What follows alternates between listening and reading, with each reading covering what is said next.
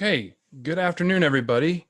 It's 2:59. Really appreciate everybody making time to attend today. I'm going to give everybody just a couple more minutes to hop on, and we will begin shortly.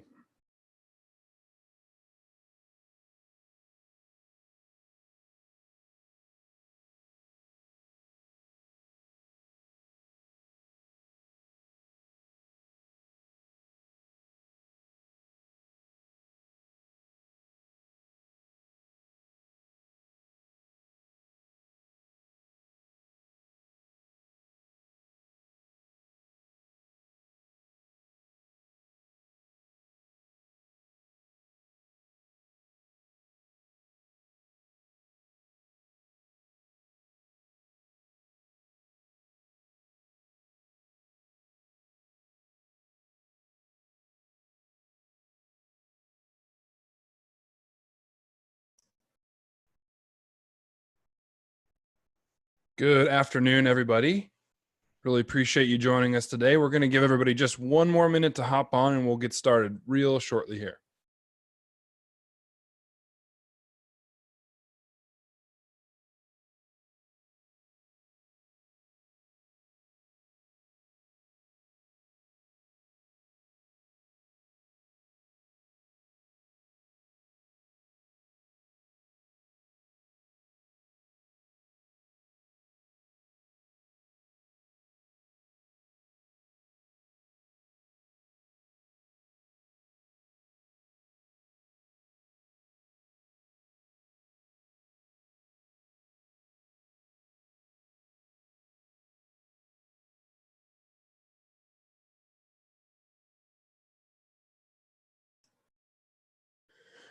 All right.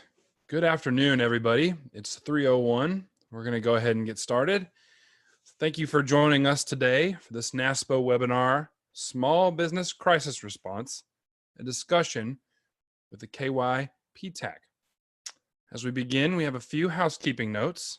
All the lines have been muted for today's presentations, although attendees will have the opportunity to ask questions through the Q&A feature. There's a little Q&A box down at the bottom of your screen that will allow you to interact with us during the presentation. You can use this feature to ask our presenters questions in real time. We're also going to have time at the end of the presentation for Q&A. So if you think of questions throughout, again, please use that Q&A function and feel free to ask whatever questions you need. Today's webinar is eligible for one UPPCC credit hour. So to receive that the certificate at the end of that hour, please email naspowebinar@naspo.org, and that's up there too. We'll go ahead and put that in the chat for you too. You can also request a recording of this presentation, slide deck, presentation materials, as well as contact info for myself and for the presenters.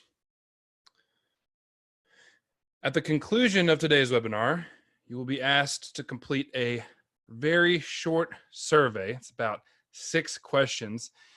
Provide some feedback. This is extremely helpful for us to improve the quality of the information that we are getting out to you guys. We really need to hear from you guys so that we can improve these webinars, or if it's something that you like, you want us to keep doing, we want to hear about that as well. It's going to pop up in the window immediately after the presentation. It's very convenient and quick, and we really hope that you will answer those questions for us quickly. Okay, today, learning objectives and sort of a brief overview of how the presentation is going to go. The introduction is what you're in now, so congratulations, you made it past that. We're going to talk about what a PTAC is, what they do for businesses, what they do for governments, how you can find PTAC, how to collaborate with PTACs. And then again, we're going to have question and answer, as well as general housekeeping at the end. So with that, I will stop sharing and allow our first presenter, Sherry Savage, to take over. Sherry, been a program manager for the Procurement Technical Assistance Program, that's PTAP, at the Defense Logistics Agency since 2016. She is responsible for oversight of the agency's administration and the Cooperative Agreement Program that aims to expand the number of businesses capable of participating in government contracts. Prior to her current position, Ms. Savage served the federal government in a variety of grants and contracting officer positions. Sherry, I will turn it over to you. Thank you, Kevin.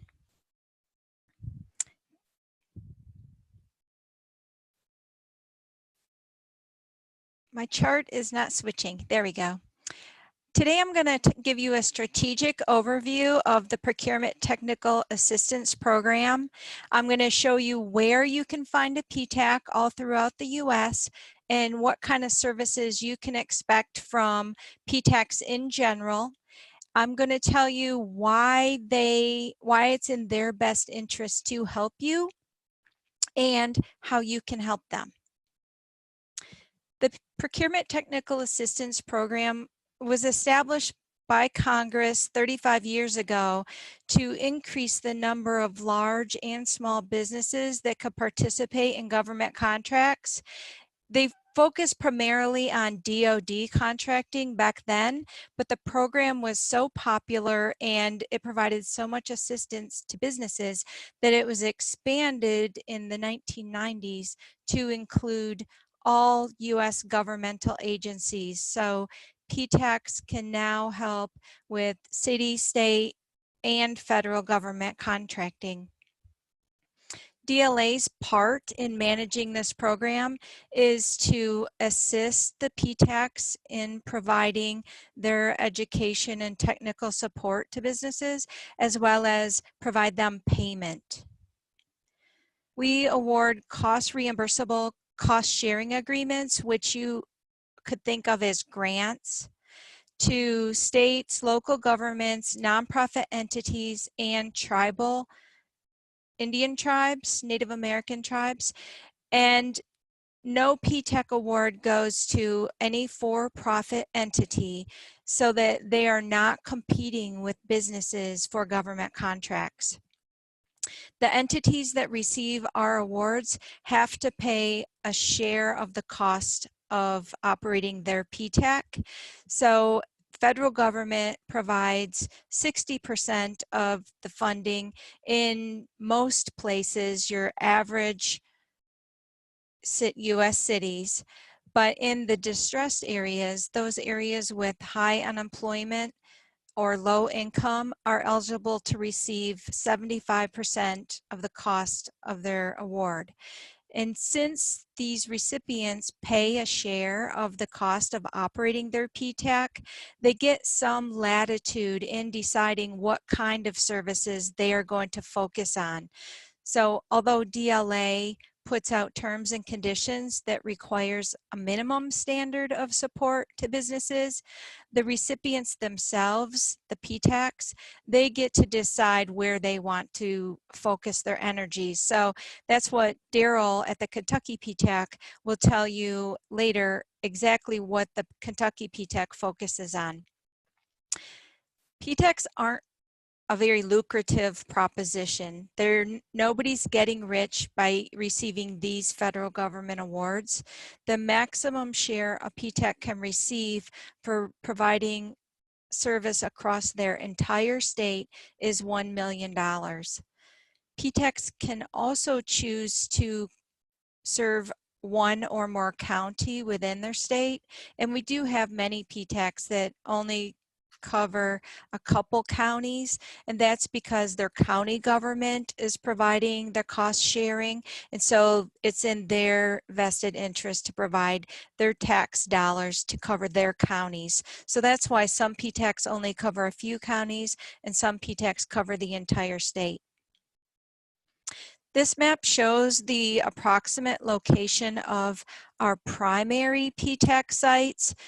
I noticed as well there is a mistake on the chart. There are not 92 PTACs anymore. Our South Carolina PTAC is currently gone, and we are trying to re-solicit to set up a new PTAC there. So we only have 91 primary locations, but each of those primary award recipients might have several sub-recipients so that they are actually controlling many centers in their state. So overall, we have over 300 locations where you could collaborate with the PTAC, or you could refer businesses for collaboration.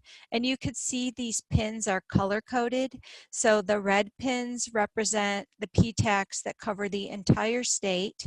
And when we have a statewide PTAC that is receiving the maximum of $1 million federal funding, we generally don't allow 2 PTACs to be in that state.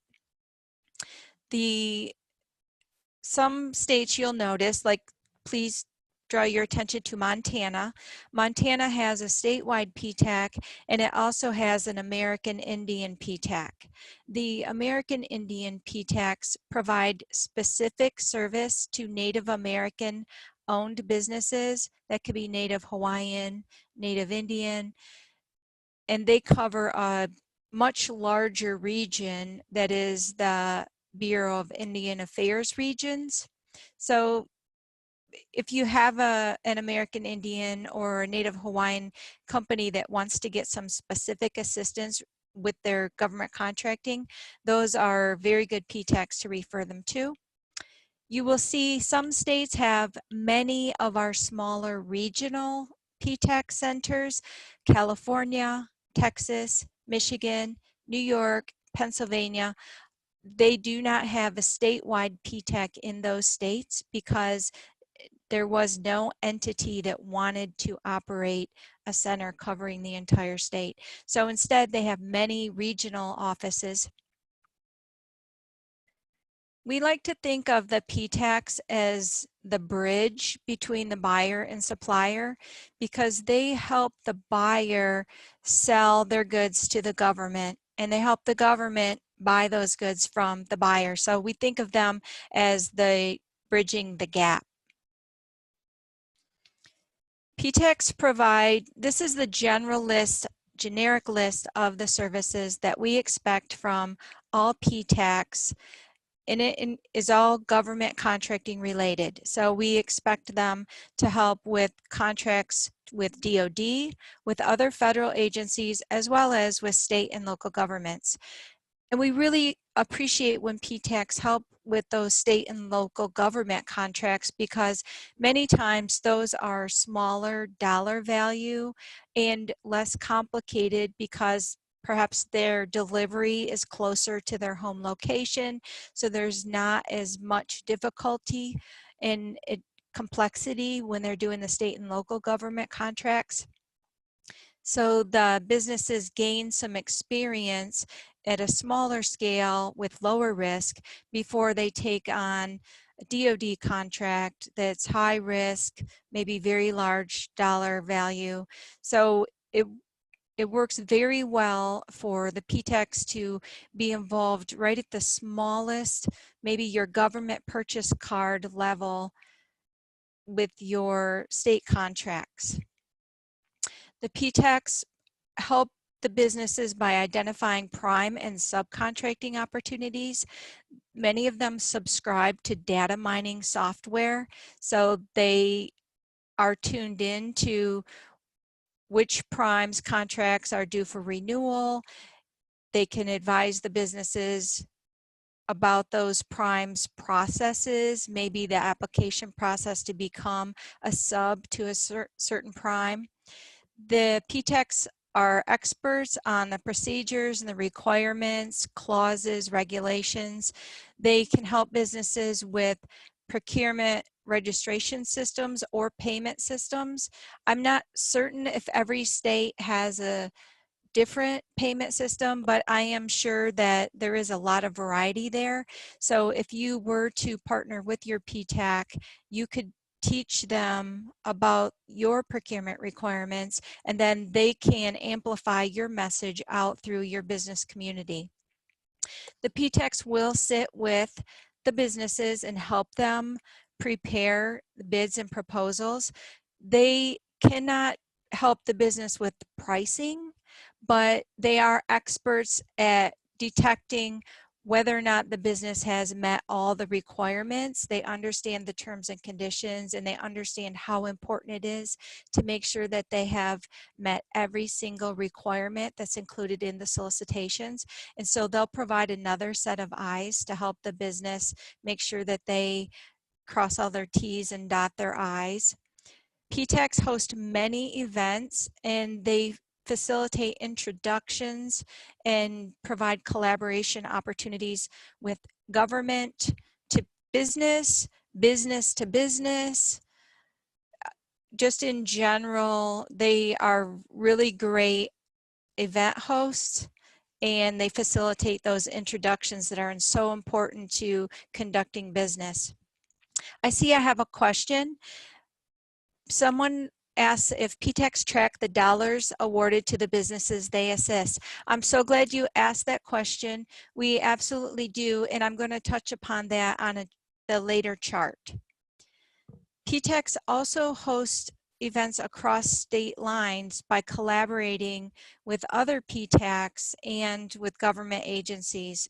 We recently had, well, recent, it was a couple years ago now, but we had our Colorado PTAC collaborated with a federal agency in Huntsville, Alabama for a procurement that was going to involve construction at facilities across the entire northwestern United States.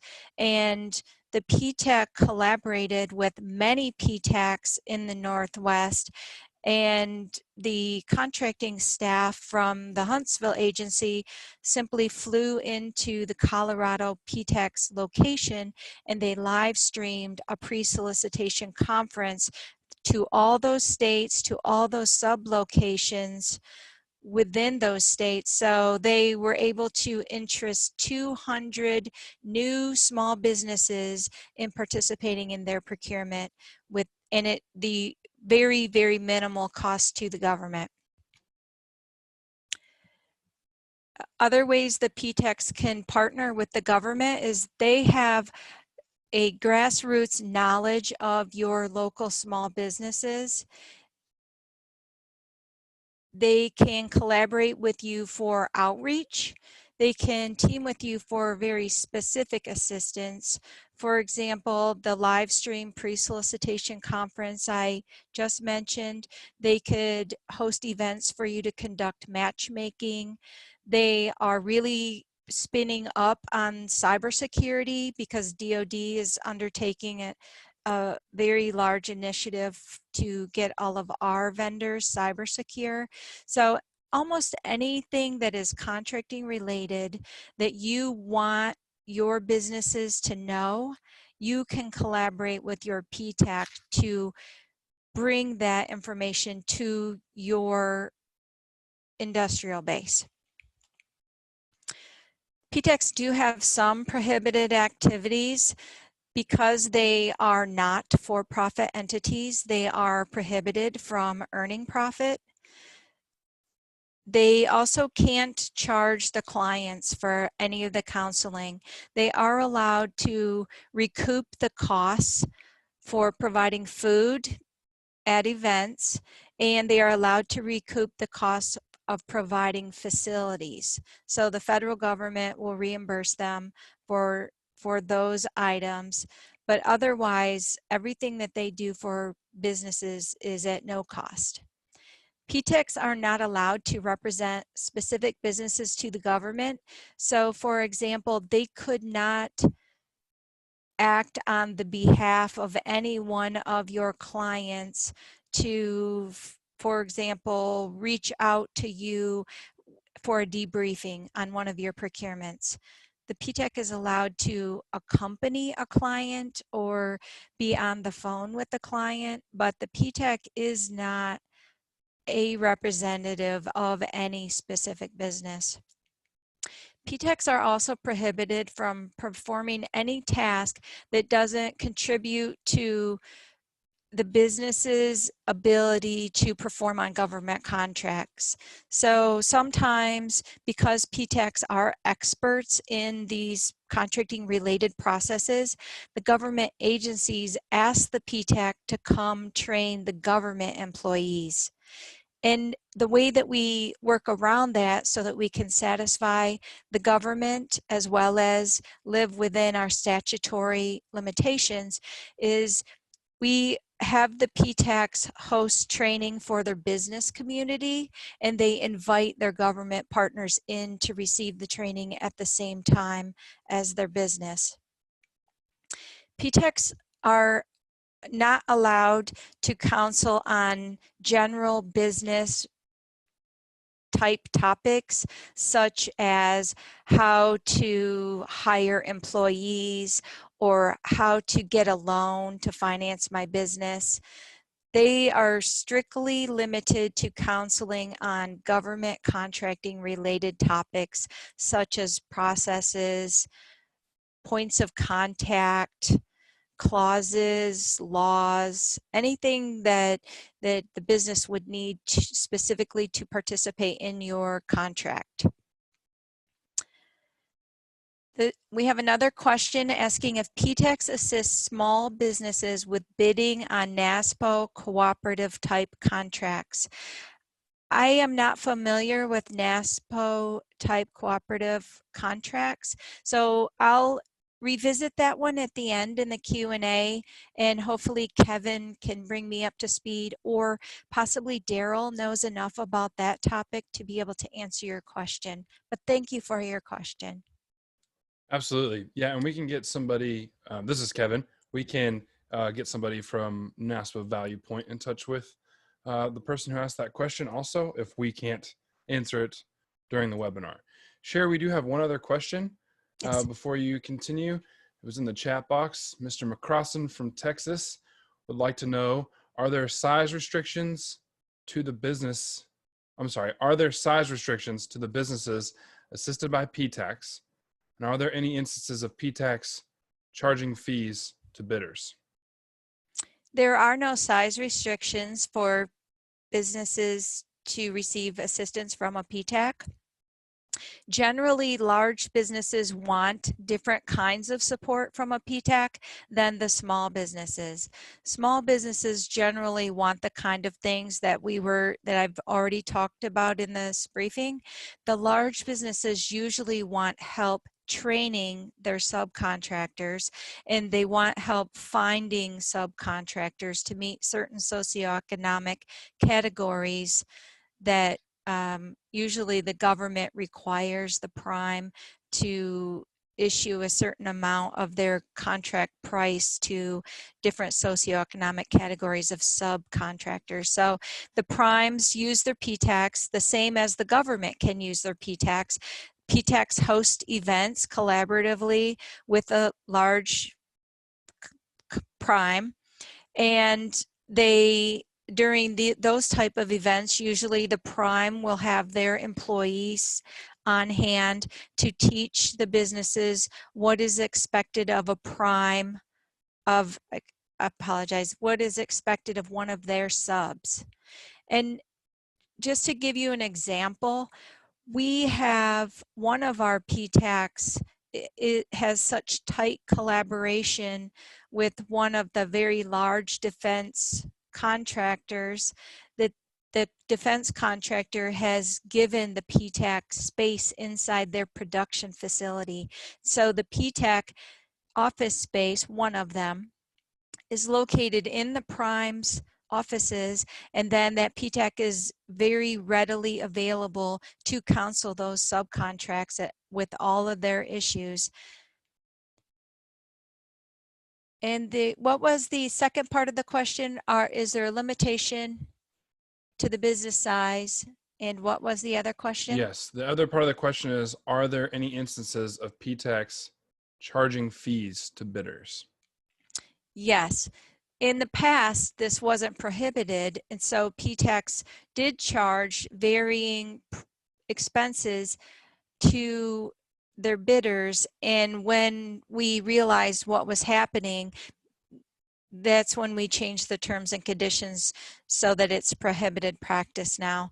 And understandably, the PTACs were trying to raise money so that they could provide even more services to the businesses, but it was DLA's position that they were raising money on the backs of the businesses that Congress put them in place to help. So presently, PTACs do not charge businesses, other than those items that I mentioned to you.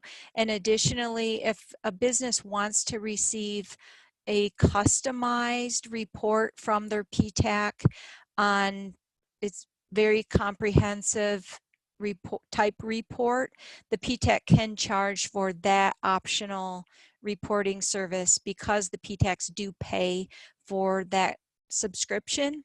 And that is considered over and above our core terms and conditions.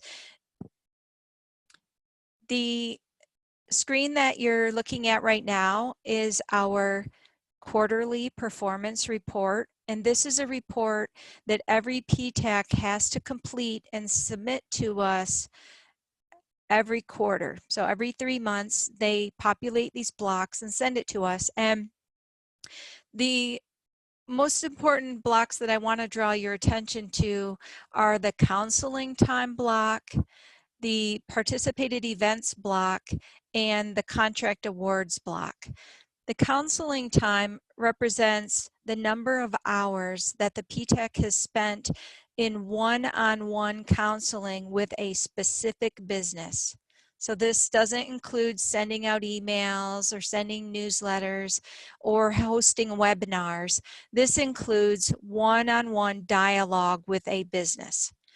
The participated events block is representing the events such as webinars, in-person training events for groups, group training events. It would include a session like we're having here today.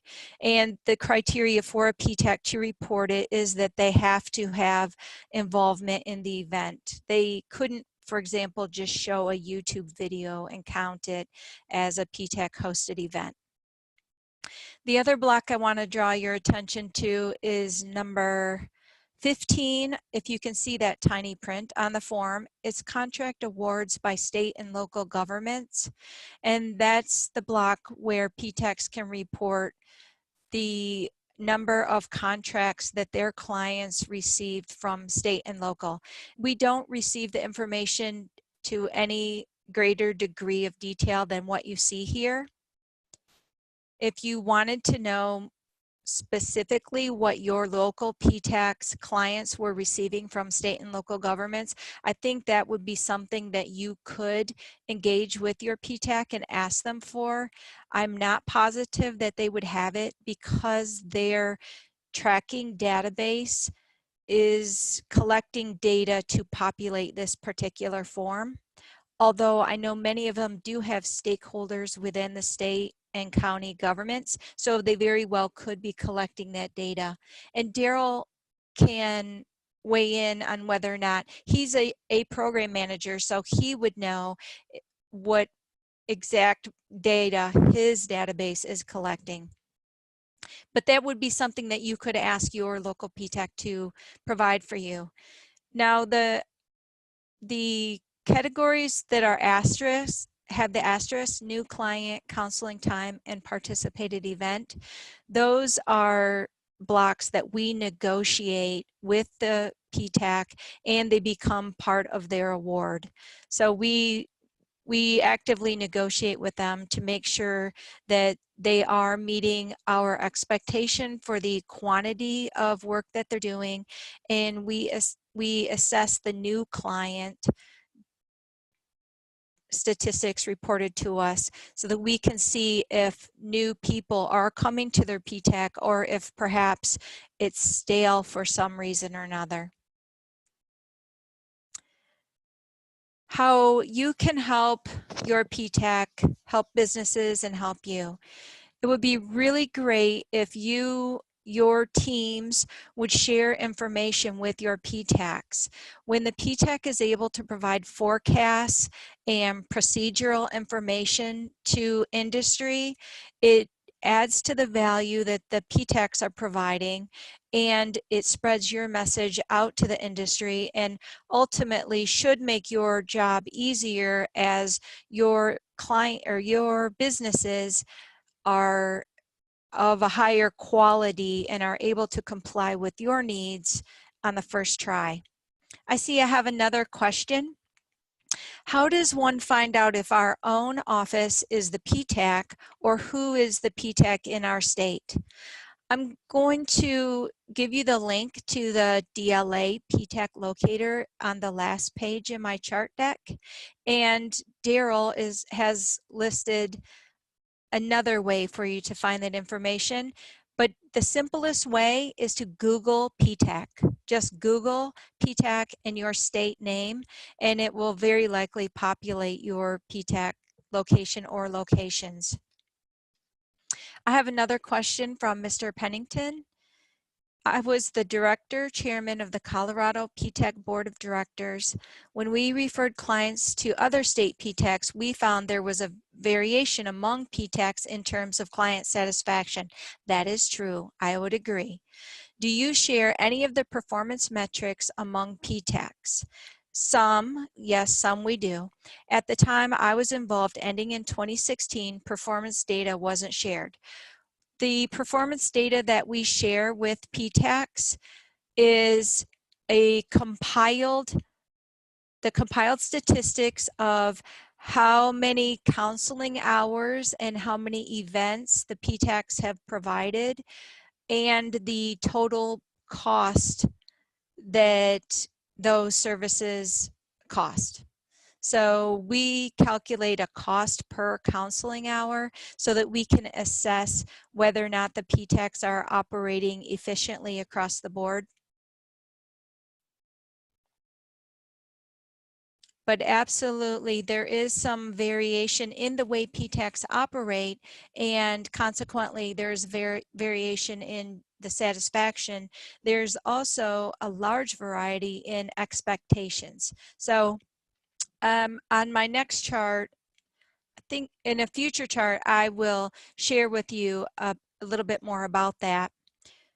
Another way that you could really help the PTAC program is to recommend that your primes work with them to educate their small business subs.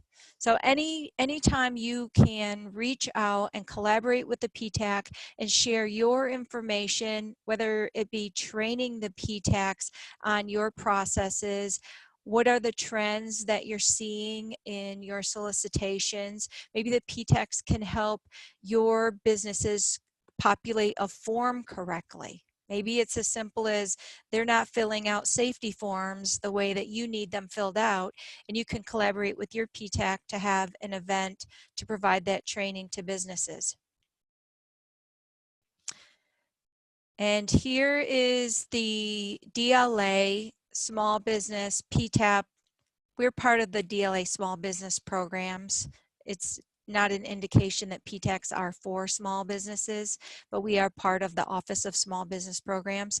That is the URL for our website, and there's my contact information. I encourage you to reach out to me if you have any questions after the fact. And the YouTube link is a video that I hope you will share widely with your industrial base. It's information about what PTACs do for businesses, and it's only 4 minutes long.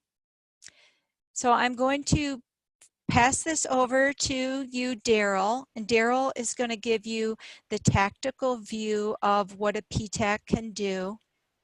So over to you, Darrell. Thank you. Okay. Thanks very much, Sherry. Really appreciate that. We have a couple more questions for Sherry, but in the importance of time, we're going to move along onto Darrell's presentation. We'll make sure to share that link to that video too. So if anybody would like to see that, you can email us and we'll make sure we get that to you. Thank you.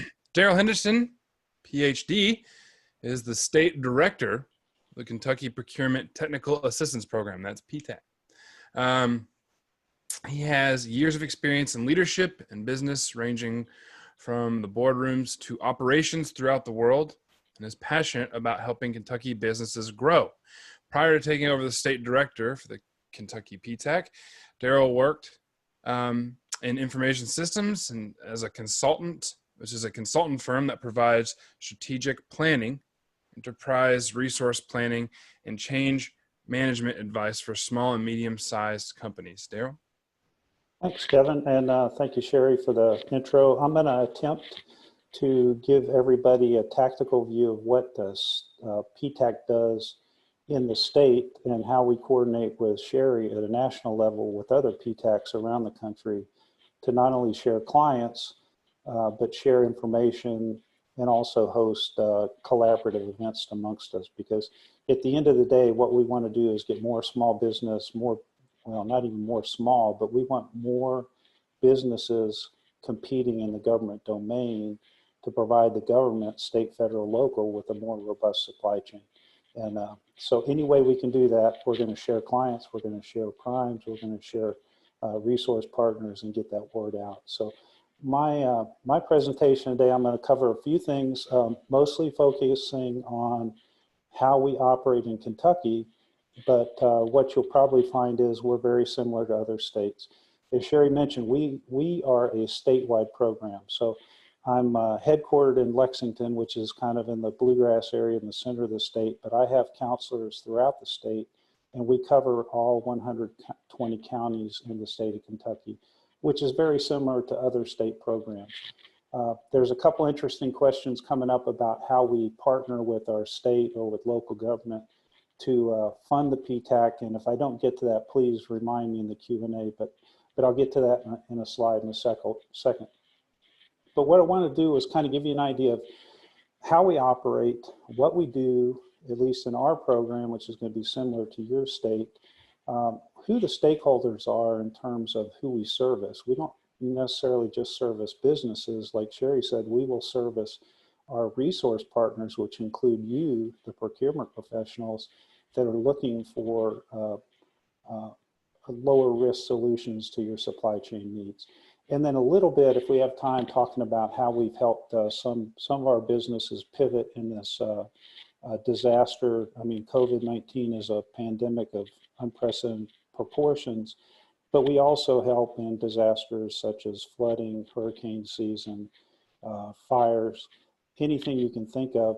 The government is getting to a fast acquisition cycle, so a lot of our clients want to know how they can get ahead of that and help out their state, local, and federal entities. So with that, I'll jump into what our mission statement is and what we do as a PTAC. Our whole purpose is to coach, train, and equip small, medium businesses to work in the government domain. And like I said, that's in the federal, state, and local. But we also are a resource to connect businesses with opportunities among other businesses. And Sherry mentioned that we work a lot with prime contractors in the federal, state, and local domain to get them access to small businesses or diverse businesses that will help with their small business plan that they have to, on some large contracts, present to the contracting professionals to make sure that they're getting a diverse supply chain. So I like to think of us as that connector to help make sure that our businesses understand what's going on, how they can compete in the federal, state, local domain, but also how our procurement professionals can help understand what the businesses can provide, and also answer a lot of those questions up front that the procurement professionals don't have time to answer. So the more we know about how you procure things at your location, the more we can counsel our clients and save you time going over that same education process with every small business or medium-sized business that comes through the door. Sherry mentioned metrics. I just want to throw out a couple for us from last year, and this is going to be pretty consistent, I would think, across other states that have similar size to us.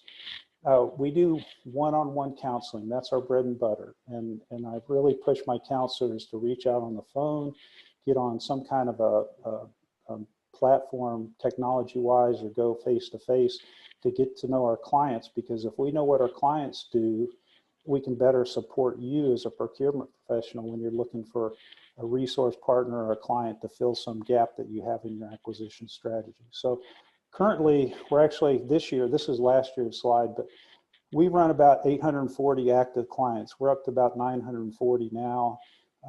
And since we've been in existence now 3.5 years, we've gotten 2,500 hours of individual counseling per year, each of those years.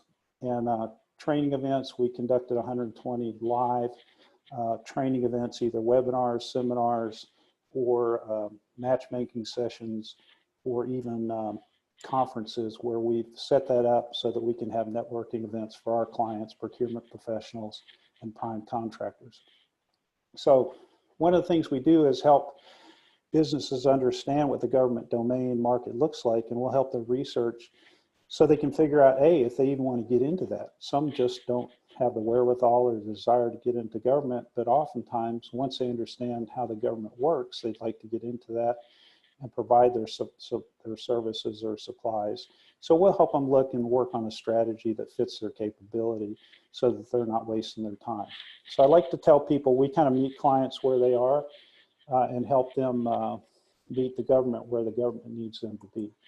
So how do we do that? We work with multiple resource partners throughout the state. I have a bunch of acronyms here, but your state probably has the same kind of thing. We have the manufacturing, not excellence program, manufacturing MEP program, I'm drawing a blank. But we'll work with them in any state. We have economic development engines that we'll work with. We work with small business development centers throughout the state. We work with the SBA a lot. And area development districts will work with them. But we try and support each of the region's ecosystems directly and understand what that economy needs, and then what our businesses in those economies need to be successful. So as you can imagine, Kentucky, a third of us are in Appalachia, so we have that coal-based economy that's having to pivot to manufacturing. That's a different dynamic than what you get in Lexington, Louisville, Northern Kentucky, where we have transportation, medical, and research hubs. And then Western Kentucky, you have automotive supply chain that's feeding Toyota and Ford. So across our state, we've got a diverse set of industries that we have to help with. And when you throw into the mix Fort Knox, Fort Campbell, Bluegrass Army Depot, Bluegrass Station, we have federal installations that we also help our clients get into that domain. So we'll work with entrepreneurs, and entrepreneurs are not what you're thinking, young people with skinny jeans. We're talking about small businesses that are trying to transition from maybe business to business to government.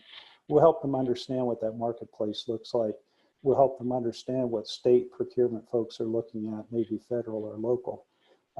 One of the things I didn't mention was, a lot of people ask me, how much of your client base gets federal work versus state, local? For us, last year we had just short of $1 billion in contracts awarded to our clients. And of that, about half was federal, the other half was state, local.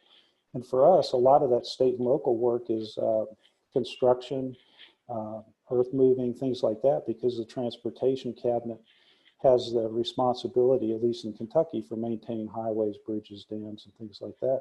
So we get a lot of work that way. But we also work with the Corps of Engineers, because again, we've got the Ohio River along the whole top half of the state, so all the locks, dams, and things that go with that. We'll work with the Corps of Engineers to help our clients understand how to negotiate that kind of contracting domain. So moving on just a little bit about who our stakeholders are, and I think I've talked about most of them, but I do want to highlight, we do work with startups, we do work with entrepreneurs, but we don't work with them on how to establish their business. I think Sherry made it clear that we don't like to cross lines. We're not allowed to cross lines into what the SBA and the Small Business Development Centers do. So if we have somebody that comes to us and says, I'm a startup, I need help with finances and things like that, we'll refer them back out to the SBA or the SBDC or some other kind of economic helps engine that might be a resource partner in the city, state, local environment. But if they do say, I'm interested in finding out how to get registered to work in the government domain, We'll help them get their certifications. We'll help them get their SAM account. We'll help them understand how the government does business. So we do get a fair amount of those, I call them walk-ins, but I like to talk to them and coach them about, well, when you're up and running and ready to do business, this is how the government does business. Come back and see us. But our bread and butter are those established businesses that maybe are looking for a different channel to sell their goods and services. And we'll help them understand how you, as a state procurement professional, do business and what you're looking for, and try and answer questions up front. What's maybe a little bit different about Kentucky, and I know some of the other states will do that, I really like to work with large defense primes, partly because I have a background in that, but also I understand that defense primes, the large ones, really want small businesses, medium-sized businesses to round out their supply chain and give them a more robust and less risky solution to what they're trying to provide to the federal government. So we'll work with them, and we'll also work with state and local municipalities to assist those procurement professionals when they're looking for a diverse supply chain. I just got a call from Fort Knox this morning, and they're looking for an 8A firm to do work on Fort Knox. So we'll go through our database, we'll look for the firms that fit that classification, and we provide that to the small business entity there on Fort Knox, and then they will reach out to those clients directly. So it's a nice relationship. We like to say we'll work with anybody that will pick up the phone, and as long as we're trying to help businesses in Kentucky, that's a good thing. I won't spend much time on this slide, but what I do want to focus on, this is kind of that sliding scale of where we try to pick up businesses where they're actually at the point where they're a viable business, they're ready to work with the government, and they just have questions about how do they do that. So we'll try and connect them with these enterprises, the large businesses on the right that are looking for a diverse supply chain, and transition them from that startup small business into either a subcontractor or eventually they're big enough to be a prime contractor in a state or federal local domain. Let me take a quick breath here and look at the questions. So Kentucky PTAC, one of the questions was, do we provide funding to cover registration fees for small business to participate in vendor fairs hosted by government agencies? We do not. We will refer them to state agencies. The Cabinet for Economic Development actually has grants and things like that. So one of the side businesses we have to understand is where these things are available. We're not there to help them apply for grants, but we do want to point them in the right direction to get those kind of grants, like STEP grants and things like that, to help them to fund that. But we do not. MEP does have grants like that, and we'll fund them to MEP to, let's say they need to get an ISO certification or something like that. But we do not provide money for that. Okay. Just a couple examples. Sherry had talked about training. So I wanted to give you an idea of what kind of training we do, as well as some of the programs that we do to support our clients and be able to be exposed to different procurement professionals, as well as opportunities in the state, federal, local domain. And I'm not going to read all this to you, but literally we're on GoToMeeting, Zoom, any number of platforms giving webinars on a weekly basis. We host a weekly lunch and learn every Thursday from 11 to 12. I gave 5 webinars last week just for various topics. So we're constantly doing webinars and training on different topics that either our clients need to know about or our resource partners would like to get that word out. So it may be something as easy as how the government does business, or I'm in part 2 of a 3-part series this month in proposal management. So we talked about how proposals need to be broken down, what the team needs to be, the timing, and then we don't do pricing, but we will talk to them about how pricing strategies you need to think through and what's allowable, allocable, and acceptable to the government. So these topics are just a few, but like I said, we did 120 last year, and we'll do those consistently on a weekly basis, as well as some large events that I'll talk about here in the next slide.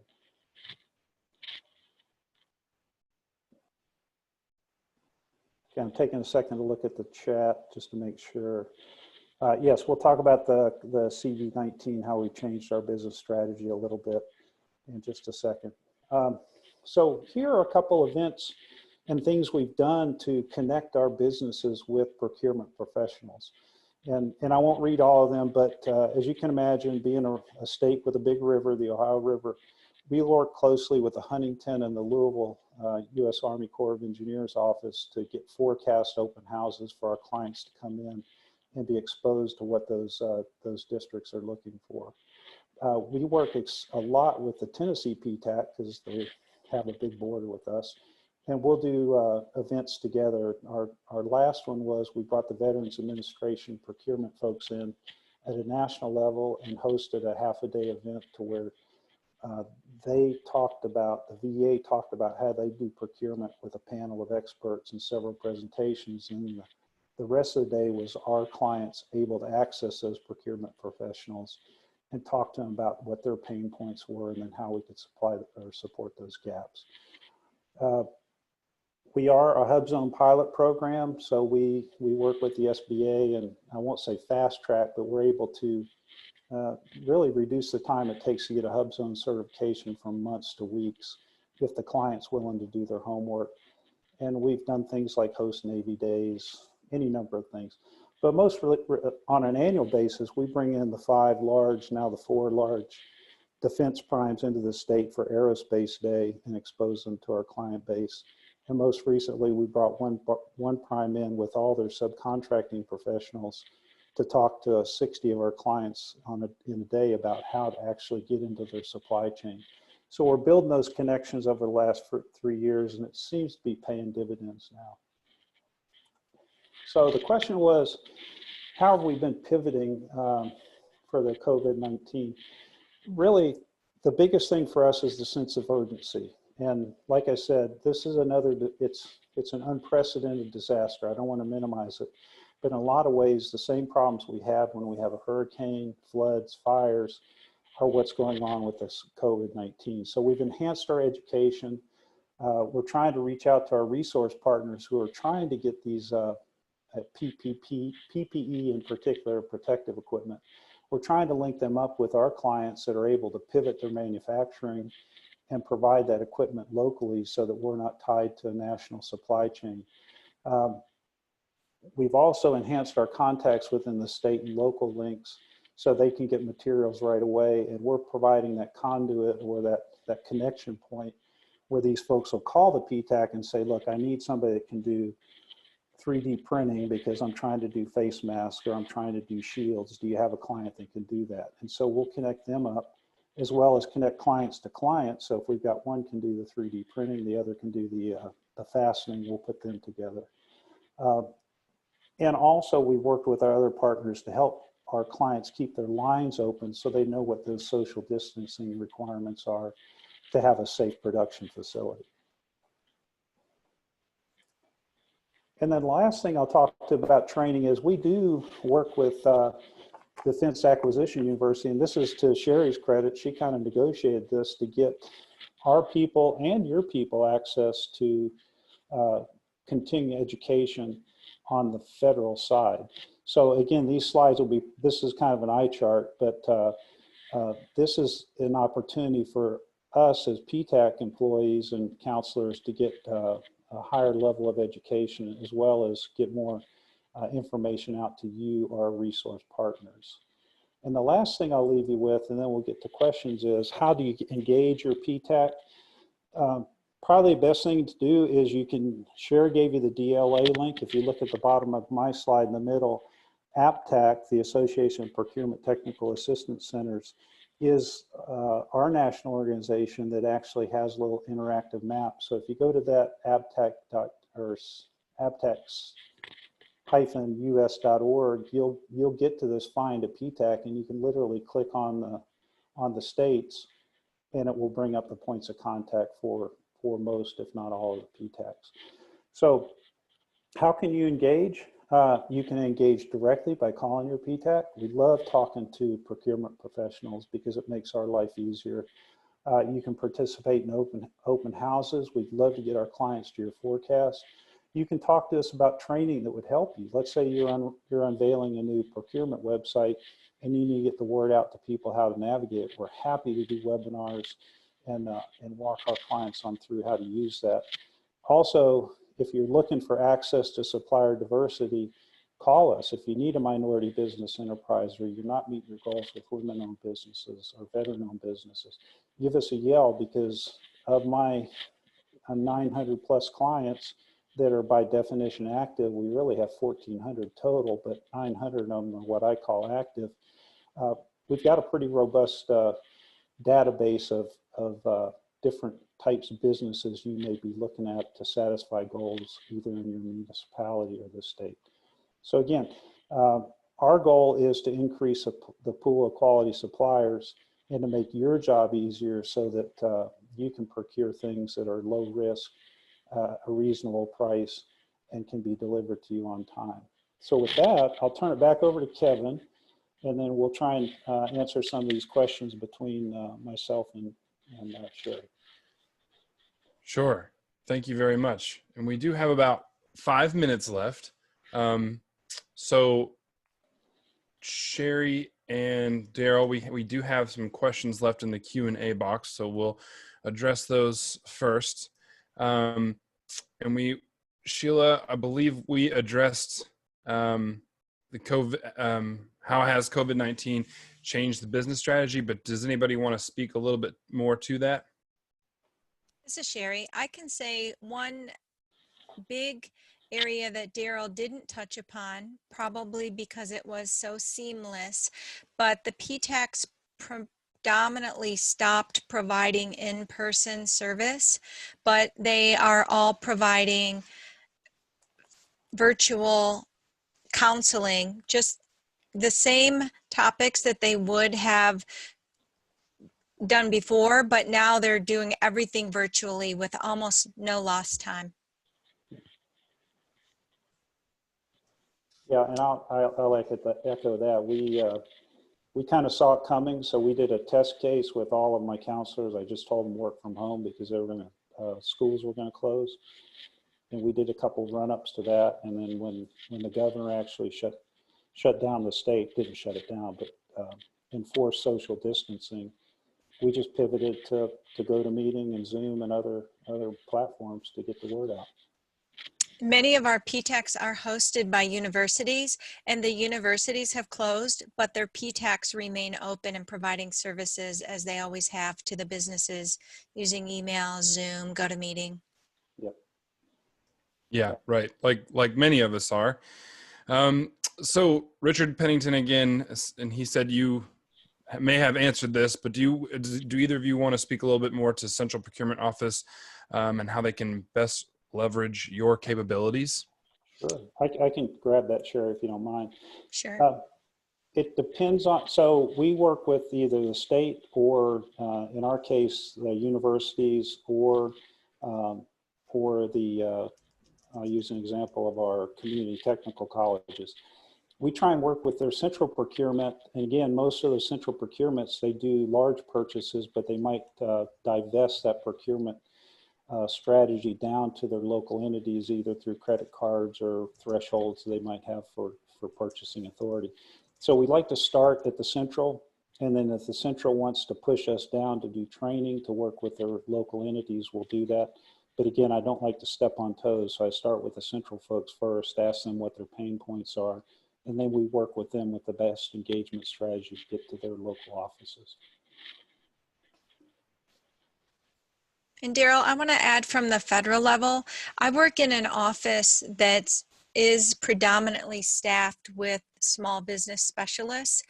DLA's small business specialists are my coworkers and work in my office, and they collaborate with the PTACs by referring businesses to the PTAC for topics. When they see a business needs more help than they have the patience or the time to help with, they will refer them to the PTAC so that that business can get ample face-to-face, one-on-one assistance in whatever it is that they need. And we also use the PTACs to take some of the load off of our small business specialists with regard to the training. When DLA wants to host a big industry day, if the PTACs don't host it for us, then that small business specialist has to find the hotel, handle all the registrations, DLA has to pay for the space, and when we partner with the PTAC takes care of all that for us. Excellent. Thank you very much. I think we have time to just squeeze one more question really quick. Susan would like to know if your database of small business, is your database of small business proprietary? And if they wanted to reach out to you for a list of small businesses, would they be able to accomplish that? Yeah, that's a great question. It is sensitive, and our businesses. So short answer is yes, but all these people are in SAM, System for Award Management, so that's accessible through that. But realistically, if you want to reach out to our businesses, all you have to do is call your PTAC. And in a lot of ways, what I'll do is I'll have those central procurement offices or local entities call and say, I'm looking for somebody that can do concrete. Who do you have? And I'll do a database dump and give them the names and the points of contacts, because all of our clients agree that they want this business. That's why they're coming to us. And so we'll facilitate that. But I don't necessarily give these people access to our database, because inside our particular database is a CRM that has a lot of our notes and counseling that we don't really want our resource partners to have access to. But I will share the names, capabilities of the clients, and make sure that they get connected with that purchasing professional, if that makes sense to everybody. Absolutely. Well, it's 4 o'clock, so we're going to halt there. Of course, you can always email NASPO webinars at naspo.org. It's right up there on the screen. If you have questions, if you would like the slide deck, and if you would like a certificate for continuous education hour or contact hour, please email NASPO webinars at naspo.org. We will take care of all that. We can also get you in contact with Darrall and Sherry. Darrall and Sherry, thank you guys so much. This was chock full of information, and I think we needed about 45 more minutes to go over some more information and answer all the questions that we got. So we really appreciate your time today. Thank you so much for the opportunity. Absolutely. Thank you all for joining us, and we will be back next month with another great webinar. Stay tuned. Thank you.